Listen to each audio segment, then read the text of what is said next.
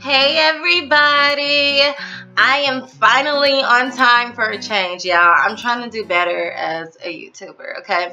But thank you for still supporting me. But y'all already know what I'm here for. I'm here to give you my take, my review / recap of The Haves and the Have-Nots. This is season 5, episode 21, titled Moles, which you can't really trust nobody in The Haves and the Have-Nots, so there's a ton of moles, okay?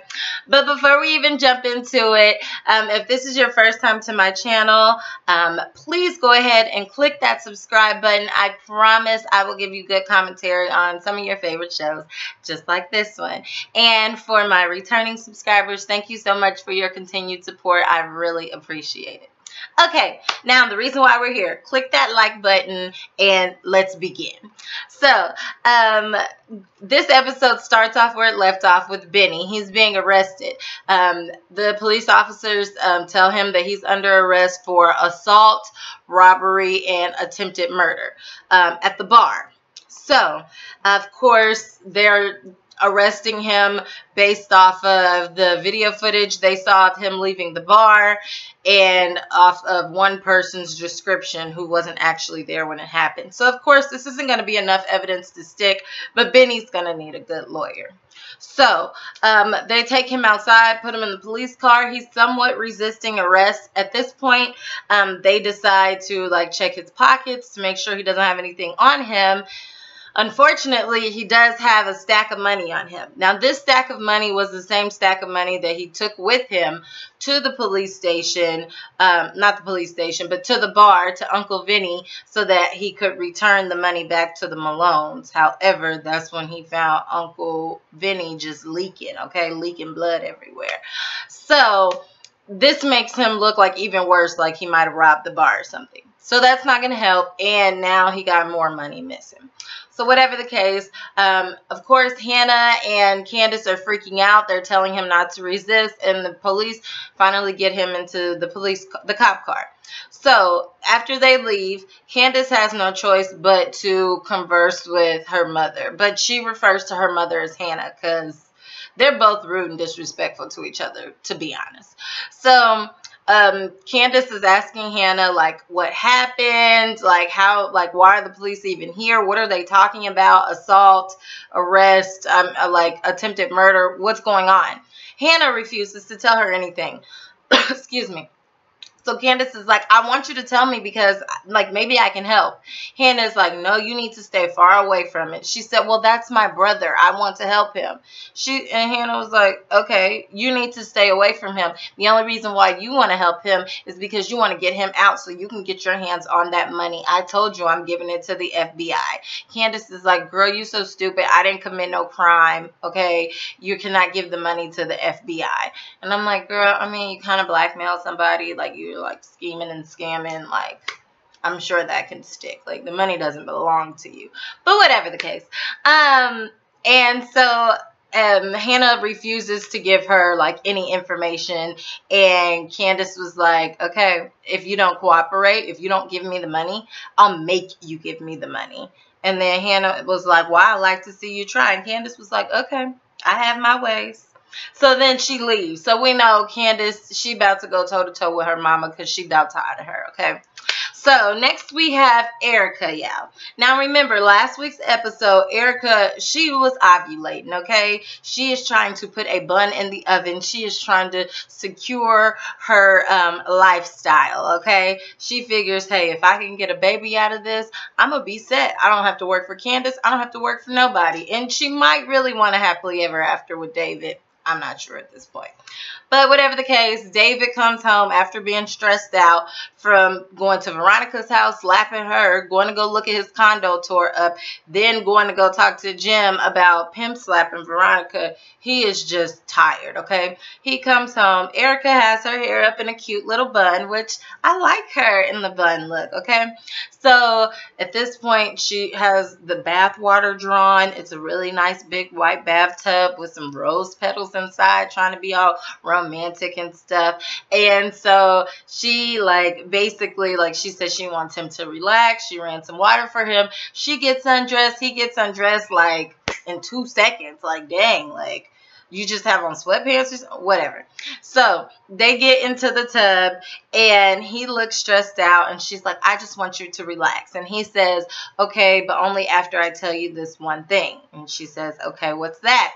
So David says, look, I just really want you to be careful, okay? Be extremely careful. And she's like, okay, but why? He's like, things are just different now, okay? I've raised the bar at this point, and I've taken it to a whole nother level, so I really need you to be careful. And so Erika is still really calm, and she's like, well, what did you do? He is really hesitant to tell her what he did because he is like ashamed and he doesn't want her to look at him in a different light. So, but he finally comes out and says like, I hit Veronica. And I don't know how it happened. It just happened.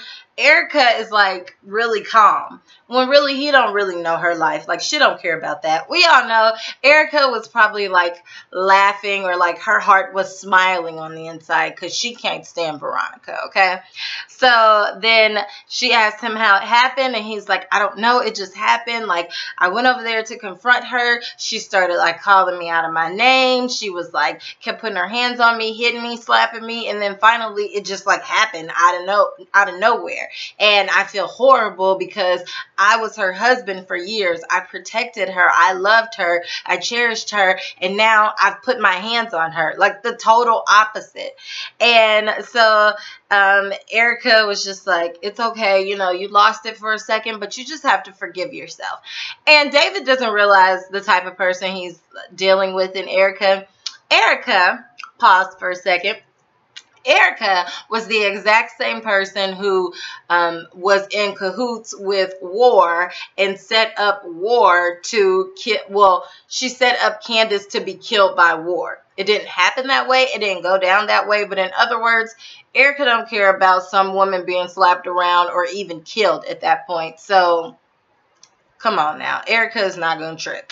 So then Erika tells him like in a real loving, nurturing voice, like, it's okay. You just have to forgive yourself. And, you know, you're human. You were pushed to that point. And then so David was like, no, I put my hands on her and I shouldn't have. And then Erika was like, well, this is a different type of situation, okay? To be totally honest, she's abused you physically, mentally, emotionally. She tried to burn you to a crisp in a house. Like, she set your cars on fire. She is crazy. She has abused you for years. So you're human. You snapped. I get it. Forgive yourself and move on.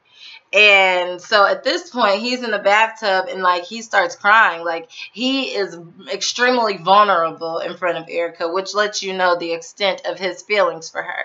So she takes advantage of this opportunity and she tells him, it's okay. You're safe here. I love you. And so without any hesitation, David is like, I love you too. And I'm like, you're such a little like wuss. Oh my gosh. Like, you're so simple. She has been playing you this entire time and you didn't really fall in love with her. Like, why do fools fall in love? Whatever the case, it was like perfect timing for a movie for her to be like, I love you. And he'd be like, I love you too. And then they have like a passionate kiss and then it turned into like some fun time in the tub.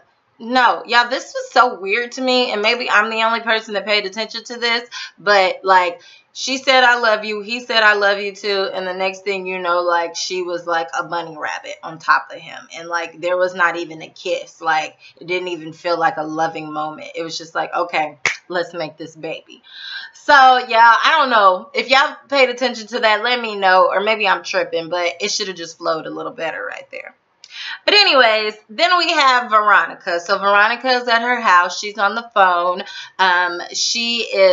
She tells somebody, we don't know who she's talking to at this point, but she says, yes, I've been tracking it. The address is 343 Market Lane.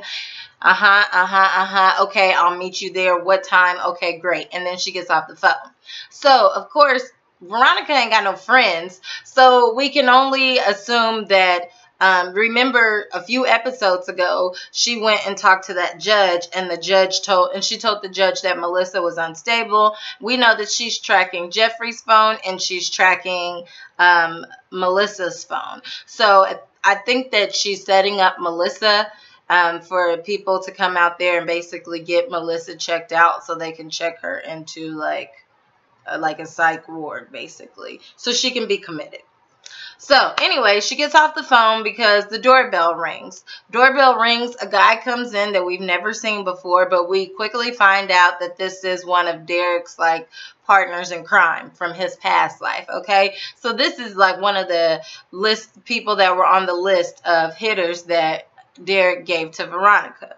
So when he comes inside, Veronica is not pleasant with him at all. She's actually extremely rude, and she gets straight to the point. She shows him a picture, and I assume this picture is of David and Erika, and she says they are the targets, okay? You need to get rid of them. And I was like, I told y'all she was turned into a sniper, okay? Now, she's not going to do the sniping, but clearly she's going to have somebody else do it. But he tells her, okay, like, how do you want me to do it? She was like, I want it to be big. I want it to be explosive, okay? Like, I'm done with them.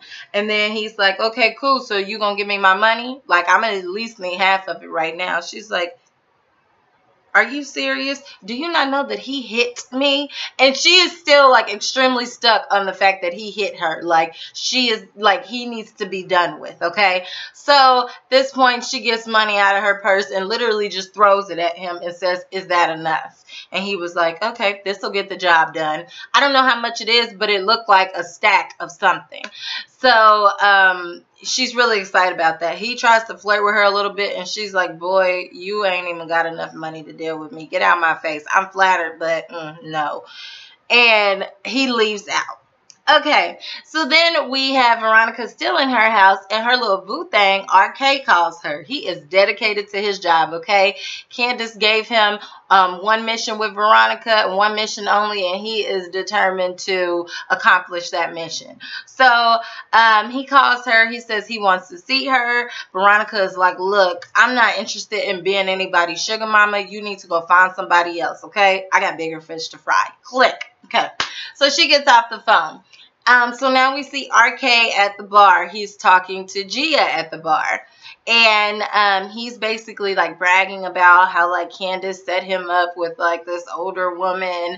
And like she is like, she got a ton of money. She gonna be his next sugar mama. Of course, he won't go into detail and tell Gia who it is. He's kind of smart. So then Gia is like, you must really like Candace. He was like, yeah, actually I do. Like, she's actually a really cool person if you hang around her. And I would like to hit that one day if I get the honor. And so Gia is like, no, Candace is crazy, okay? I literally saw her beat the mess out of Rocky with a golf club. And he was like, word? Why'd she do that? And then Gia was like, she said something about like he crossed her or something. And so RK was like, well, maybe he shouldn't have done that. Whatever the case. Next thing you know, we see Rocky stick his head out of a door that looked like a break room or something. And then Rocky asked to speak to RK in private. So RK goes back in the back room, speaks to Rocky, and at this point, Rocky is questioning him about Candace's accusations. He asked him, like, you know, Candace said that I crossed her. Where would she get that idea from? Do you know anything about that? And RK is playing it cool, like, I have no idea, dude. I don't even know. Like, I don't know what you're talking about. And so Rocky is like, okay, you don't know, okay. And I kind of think he believes him. So RK goes a step further to say, like, look, I don't know what y'all going on, but you got going on, but you already know, like, I'm Team Rocky. So whatever you need me to do, I'll do it. But I don't know anything about any accusations. But yeah, like, you look like you're in pretty bad shape, so you should probably go home and go to sleep. Rocky says he agrees, and then he leaves. Okay, so because RK is trying to be Candace's right-hand man, as soon as he leaves out of the room, RK goes and sneaks and calls Candace. Okay, he basically updates her on like what's going on, like with Gia at the bar, like different people she's been trying to talk to, and then he updates her on like Rocky coming to him.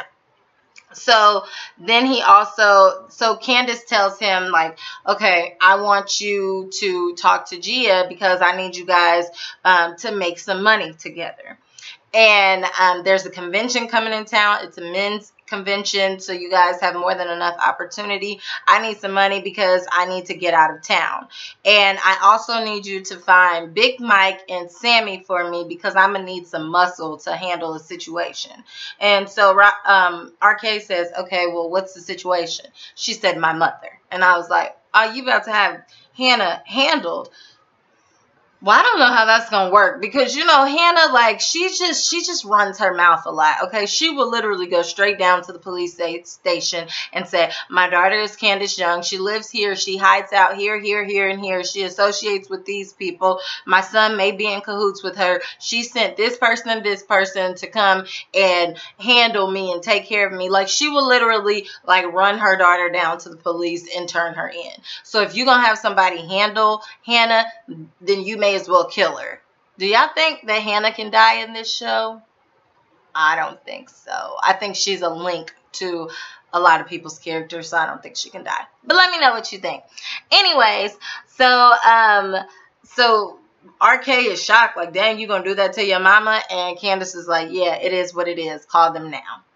Okay, so then we have Sarah at her office. She is huffing and puffing because she sees that her phone is ringing, and it is the bugaboo of the year, Jim Cryer, okay? So she's like, answers the phone and says, what are you calling me for? Like, I already gave you what you wanted. What are you calling me for? So Jim is playing with her. He's like, Sarah, because he knows he gets under her skin. And she's like, what do you want? We are not even supposed to be in communication anymore with one another.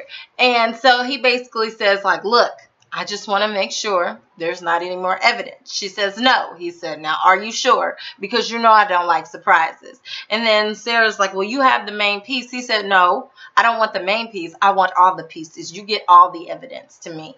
And then she's like, okay, well, the only other thing to be concerned about is your son talking. But he has a drug problem, so his word is really not going to be worth anything.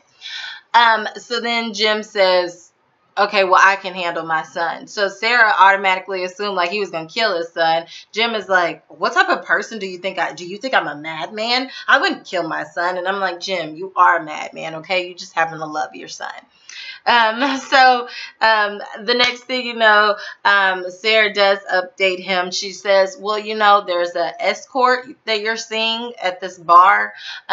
Just want you to know that she is an informant for the DA, and she is supposed to get information on you and Candace in some prostitution ring. So that's probably the other thing you have to be concerned about. And so, she was planted there on purpose to get to you. Just letting you know. So Jim is like, okay, really good information. Keep it coming for me. Keep it coming. So Sarah's like, that's all I have. And he's like, okay, good girl. Pause for a second. So this week we find out that we already knew that what is her name? Gia was an informant. We didn't realize she was an informant for the DA to get all of them caught up. Basically, like all the bartenders that are involved in the prostitution ring, all the prostitutes, Candace, and Jim Cryer. Now, so like Gia is not really this like dumb little stupid like woman of the night, like she's acting like she is. So that makes me believe, like, dang girl, how much do you love your job? Because you in real life been getting slapped around by Candace. You in real life then slept with random men. You in real life gets disrespected and dogged by Jim Cryer and sleeps with him. And is it really worth it for a job? Like, I'm not going undercover as no prostitute. Are you playing with me? Like, your job is not, girl, you better be getting like a huge raise, but that ain't even worth it. Like, that's crazy. Like, come on now. Whatever. I really didn't like that part, but whatever. So then we have Jeffrey, okay? Jeffrey walks into the bar, because most of this episode was filmed in the bar. Walks in the bar, and he walks up to the counter, and he orders the vodka. So RK looks at him like, dude, you look familiar. Do I know you? And Jeffrey is like, no, you don't know me. So RK is like, are you sure? Like, did we meet in jail? And I'm like, dude, like, that's not like public conversations that you have. Like, some people are like, oh, have I seen you at my church? Oh, maybe we went to the same school. Maybe I saw you in the gas station. Not like, oh, you know, like, we probably met up in jail that one time. Like, dude, okay? Like, people want to forget about their time in jail, okay? But whatever. So I don't know if Jeffrey is just playing with him and just acting like he don't know him, but Jeffrey said no. And so RK pours Jeffrey a drink. At this point, RK goes over to Gia, whispers in her ear that, hey, this dude over here looks like he's loaded. Look at his shoes. Look at his watch. I think he got money. You need to work on him.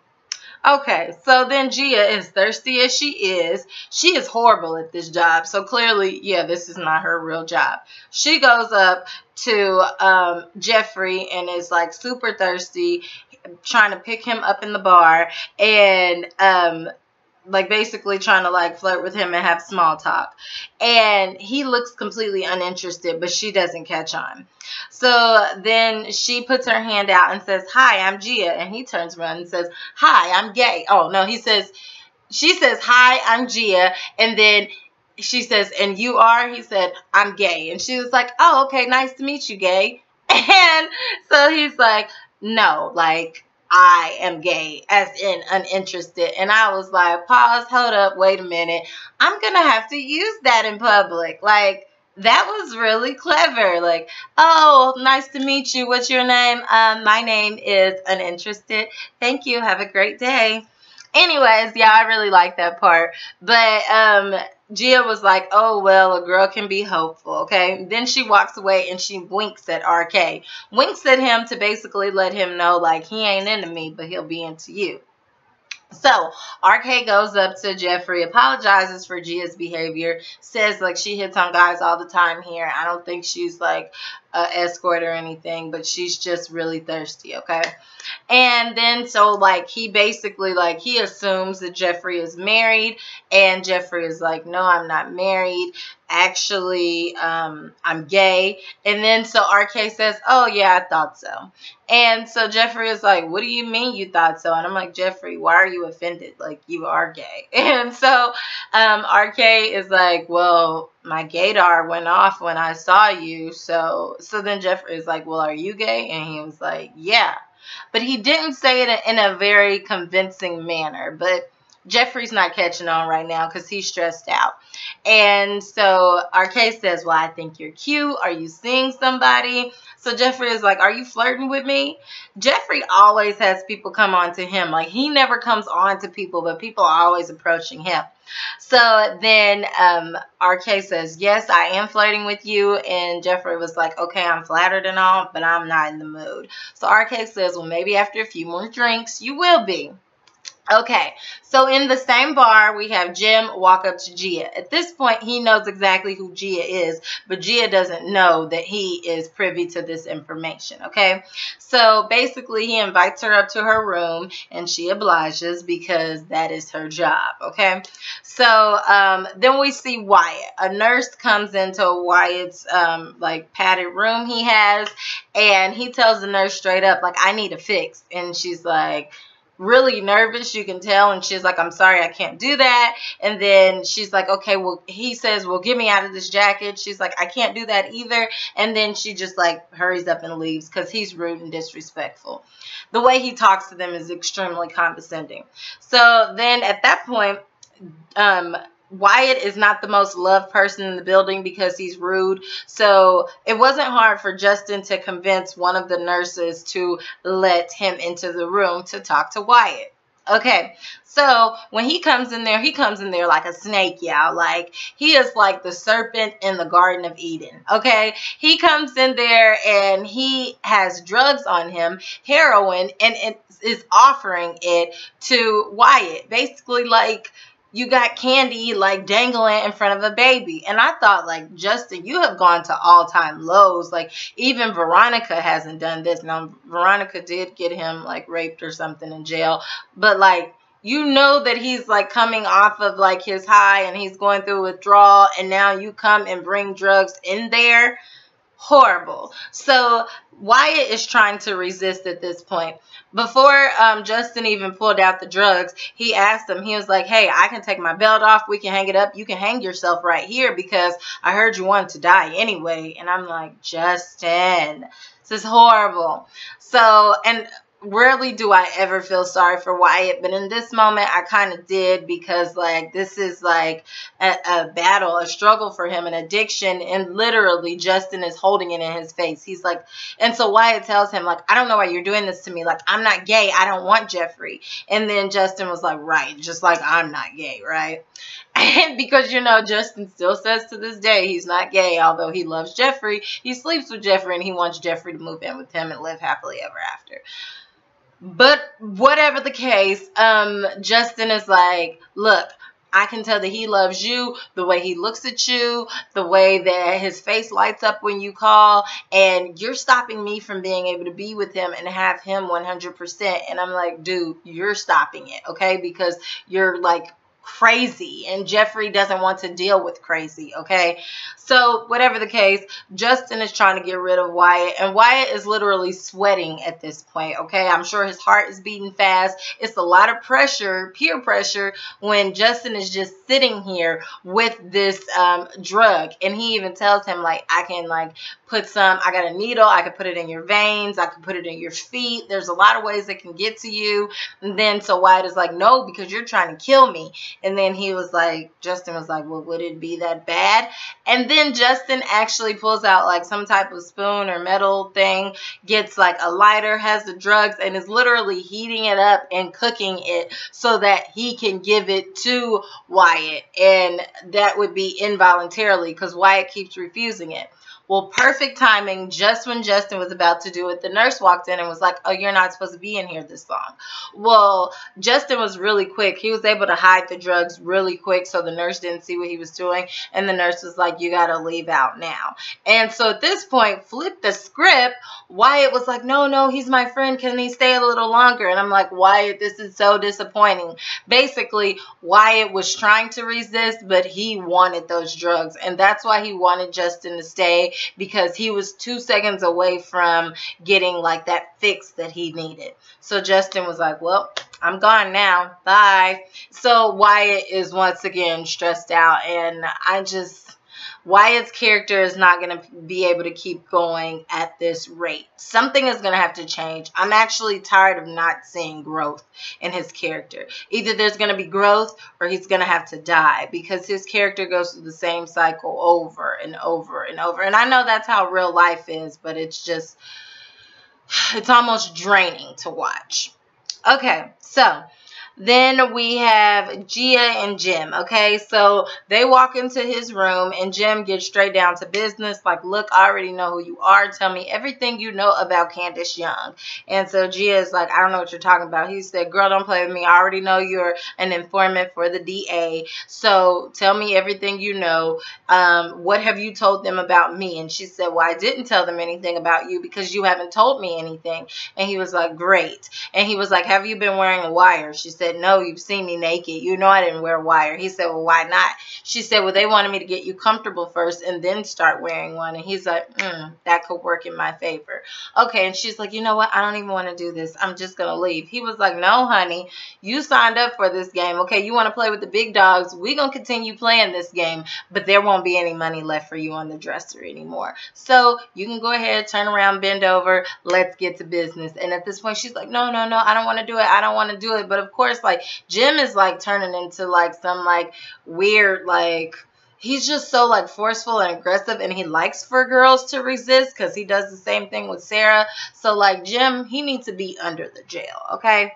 Anyways, so before Jim and Gia even went into the room, Jim had caught Oscar in the hallway, threatened him, hemmed him up against the wall, and was like, I need my money on time.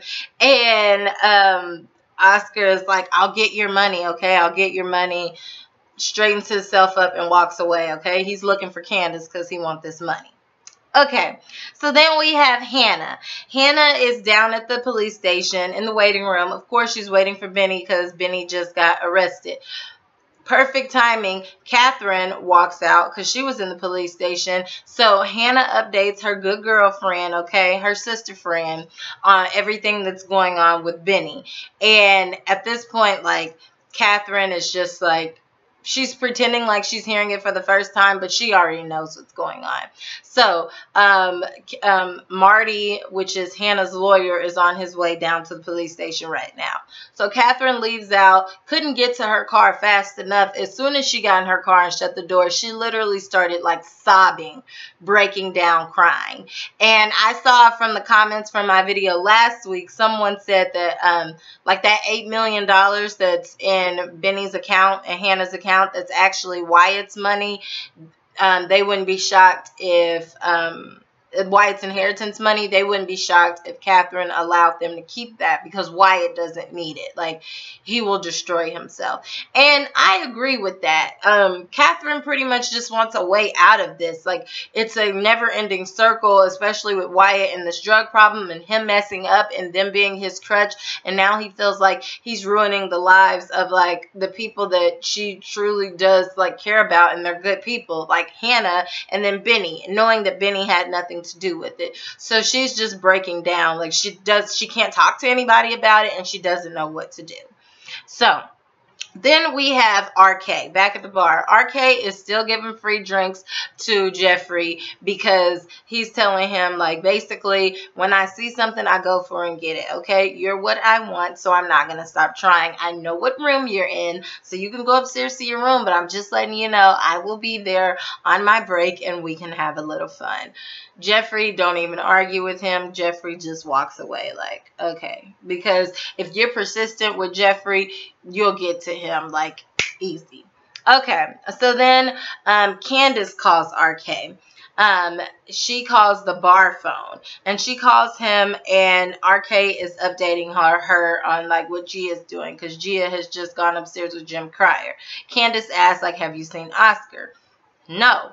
Which is good, because Candace is, like, you know, like, in the same hotel as Oscar, but trying to hide out. And how she's accomplishing that and still walking out in public, I have no idea. But RK also lets her know that he's still working on getting the muscle for her, which would be, like, the Sammy and Big Mike. And so Candace asks RK to stay on the phone with her as she walks through the lobby and let her know if, like, anybody's looking at her or there's any suspicious activity. Because, of course, she's, like, trying to be incognito.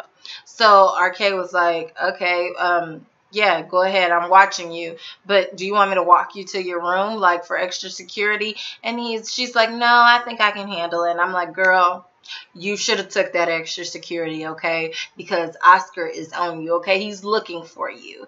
And as big and bad as you think you are, you've been in a few compromising positions. But whatever, Candace thinks she's the big dog, okay? So end of the episode, we have Oscar waiting outside of the elevator on one of the floors, and he is waiting for the elevator to stop so he can get on. Well, when the elevator stops and opens up, man, this is his payday, his lucky day. Who does he see? Candace. And Candace doesn't notice him because she's looking down. So he immediately comes in, attacks her, literally starts like slapping her up, hitting her, throwing her against the wall till he, like, knocks her out onto the floor, okay? When the elevator opens up, he has her hanging over his shoulder as if, like, she's drunk or something. But really, she'd have just been knocked up a bit, so she's not, like, on her normal A game. When they're walking through the hall to his room, there's a random couple that walks through, but Oscar plays it off because he says, like, oh, she's had a little bit too much to drink. And so the couple's just like, oh, okay. So Oscar takes her into the room, like throws her on the little chair ottoman in front of the bed and was like, where is my money? I need my money. And had the nerve to, like, slap her, y'all. We never see Candace get, like, slapped around unless it was by, like, war. But we haven't seen that all season, okay? So he slaps her and was like, where's that money? I need that money. You need to tell me where it's at. And Candace is like, calm down, calm down, calm down. Like, please stop, please stop. And he still is, like, super hype with her. So she gets up, she pushes him out the way, and Yeah, only in Tyler Perry land does he get pushed so far that he gets pushed into the hotel window, and it is all glass, made of candy glass, and falls out the window to his death. And she is like shocked at this point, because I don't even think she was trying to kill him. She was just trying to get him away from her, so she could like talk her way out of this, or at least grab an object to hit him with. But I'm like, y'all, everybody done stayed in hotels before. That glass window is not that thin, okay? Candace didn't put all her might into that, okay? If anything, like, he should have got banged up against it. But to fall out the window, like, that hotel needs to be under inspection, because those are some weak glass windows. But I guess anything can happen in Tyler Perry land. But anywho, y'all let me know what y'all think. If y'all made it all the way through this video and you're not a subscriber, you may as well click that subscribe button. Please comment below so we can have some dialogue and we can talk back and forth. And like this video.